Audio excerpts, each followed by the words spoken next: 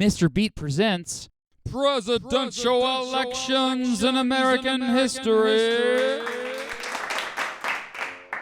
The 35th presidential election in American history took place on November 4th, 1924. Calvin Coolidge, the incumbent Republican president, was seeking re-election. Hold up! Calvin Coolidge? Are you for real? What happened to Harding? Harding died in 1923, and so Coolidge took over. At the beginning of Harding's term, there had been a depression, but the economy quickly recovered, and now Coolidge was getting all the credit for it. The Roaring Twenties were now in full swing, when everything seemed to become more modern and urban, and when American culture thrived at home and abroad. Though Hiram Johnson, the senator and former governor of California, challenged him, Calvin Coolidge was the Republican nominee. Charles Dawes of the Dawes Plan fame was his running mate. William Gibbs McAdoo appeared again to be a favorite for the Democratic Party early on. However, he had associated himself with Edward Doheny, a shady character who had become associated with the Teapot Dome scandal, which tainted the Harding administration. As it turns out, Doheny associating with McAdoo really hurt McAdoo, among other things. Al Smith, the governor of New York, also looked to be a favorite. The Democratic National Convention was absolutely crazy. In fact, it was the longest convention ever. There were fistfights between McAdoo and Smith supporters, and the KKK kept coming up. But when it was all said and done, it was John Davis who got the nomination. As a compromise nominee, he didn't even give an acceptance speech because no one was really around to hear it. Davis was fairly obscure. Some remembered him as a former congressman or former U.S. ambassador to the United Kingdom or successful lawyer before that. But most people were like, who? Davis was also a surprising choice to some because he was a fairly conservative, limited government type guy. The Democrats nominated Charles Wayland Bryan as his running mate. Bryan was William Jennings Bryan's younger brother. Oh, and the governor of Nebraska. Still, a lot of Americans were unsatisfied with the two-party system. Both Republicans and Democrats were associated with the Teapot Dome scandal after all, and Coolidge and Davis seemed to be on the same page on a lot of issues. There wasn't much difference. For these Americans, Robert La Follette, the well-known and by this time almost legendary senator from Wisconsin, was the answer. A new political party was created that was centered around La Follette called the Progressive Party. No, not the Bull Moose Party of 1912, which La Follette actually opposed. This was a new progressive party that united the labor unions and farmers. La Follette, also known as Fighting Bob, fought hard during his entire career for the poor for things like child labor laws, a social security safety net, and ending Washington cronyism. And that now resonated with many in 1924. Burton Wheeler, a senator from Montana, was La Follette's running mate. As Election Day approached, things were looking really bad for the Democrats, as it appeared that many former Democrats were switching to support La Follette. And here are the results.